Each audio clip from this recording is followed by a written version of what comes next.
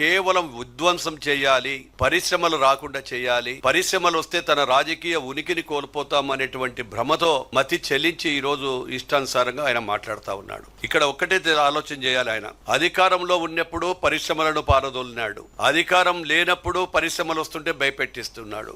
ఏది మాట్లాడినా మీరు ఇండస్ట్రీ వారికి వస్తే నా ప్రభుత్వం 3 ఏళ్ళు ఉంటే వస్తే మీ కథ చెప్తాను, మిమ్మల్ని జైల్లో పెడతాను అంటాడు. అంటే ఎవరైనా ఒక ప్రతిపక్ష నాయకుడు గాని ఇంకొకరు గాని పరిశ్రమలు రాష్ట్రానికి వస్తే ఆ పరిశ్రమల వల్ల ఉద్యోగ అవకాశాలు వస్తాయి, యువతకు బాగుంటుంది, రాష్ట్రానికి కూడా ఆదాయ వనరులు ఏర్పడతాయని చెప్పి ఆలోచన చేస్తే ఈయన మాత్రం ఒక్కడే విరుద్ధంగా నేను ఒక్కడినే చెప్తా ఉన్నాను, వారు వచ్చినప్పుడు ఖచ్చితంగా వీళ్ళందరినీ లేపేస్తా, చంపేస్తా, కొట్టేస్తా. అంటే గతంలో కూడా మీరు 2019 నుంచి 24 వరకు ఆయన కూడా పరిపాలన చేసినప్పుడు మేము ప్రతిపక్షంలో ఉన్నప్పుడు ఏ ఇండస్ట్రీ వారిని గాని ఏ పరిశ్రమలు గాని కూడా మేము బెదిరించలేదు. ఆయన పరిశ్రమలు బెదిరించినప్పుడు చాలా సిమెంట్ పరిశ్రమలు వెనక్కపోయినాయి, ఇండస్ట్రీస్ బయటకు పోయినాయి, బయట ఇంటర్నేషనల్ నుంచి వచ్చిన కంపెనీ లూరు కంపెనీ అటువంటివి కూడా బయటకు పోవడం జరిగింది భయపడి. అటువంటిది ఇప్పుడు మళ్ళీ వస్తా ఉంటే తెలుగుదేశం పార్టీ మా అధినేతకు ఏదైతే గౌరవం వస్తుందో మళ్ళీ వీళ్ళకు ఉనికి వస్తుంది బాగా అని చెప్పి తన రాజకీయ ఉనికిని కాపాడుకోవడానికి ఈ రోజు మాట్లాడుతూ ఉన్నాడు తప్ప కేవలం ఫిషర్మెన్ల కోసమో ఇంకొకరి కోసం రాలేదని కూడా గట్టిగా చెప్పగలుగుతా ఉన్నాను.